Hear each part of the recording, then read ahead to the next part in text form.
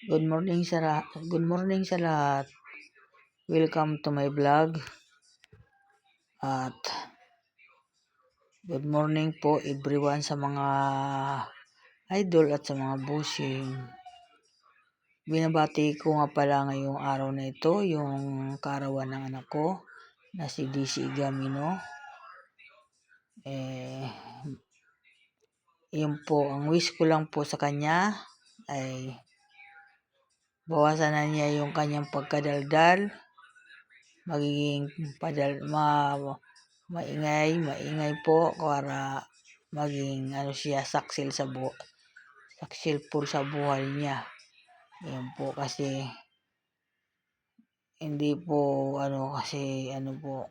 kayo po yung papasalamat sa Panginoon dahil yan siya, pinipilit niya na talagang pangarap niya ay matupad. Yan, wala naman masama doon sa pangarap, wala naman bayad yun. Tuloy-tuloy lang po mangarap ka para maano mo yung pangarap. Di ba po, ganun naman talaga ang tao nangangarap.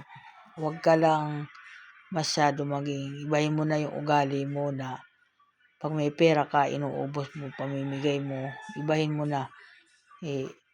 Gawin mo, gawa ka ng paraan at gumanda yung takbo ng buhay mo hanggat nabubuhay pa ako, kasi pag wala na ako paano ka na? Bagay, nandiyan naman ang mga kapatid mo, mababait naman sila sa iyo, pero hindi ka pa rin pwede umasa. Iba rin talaga yung may sarili kang pundar sa sarili mo para walang umaano sa iyo. Ayan, yun lang yung aking wish sa iyo.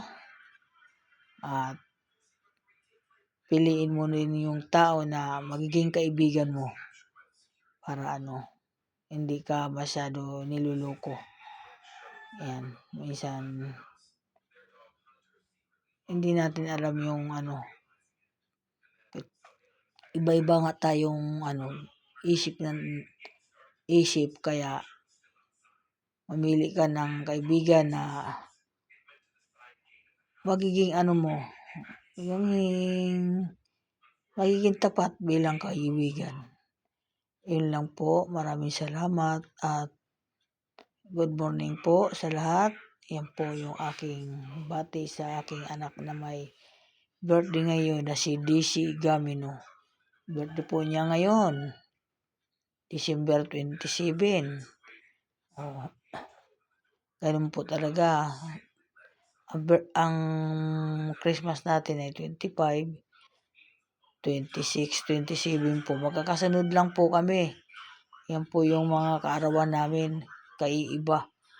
Sabi ko, ba't kaya doon kami napunta sa mga magagandang dumarating na pitsa. Yan po. Maraming salamat sa lahat at ingat po ang lahat. Welcome to my vlog. Ito po yung inyong lingkod, nagpapasalamat sa inyo. Salamat sa mga ninyo lahat. Mga busing. Sarap matulog, inaantok po ako Maaga ako nagising, ang ingay kasi ng asawa ko, kalabog ng kalabog. Ayos ng ayos doon sa taas. Thank you po, bye-bye. Ingat po sa mga anak ko, ingat kayo lahat.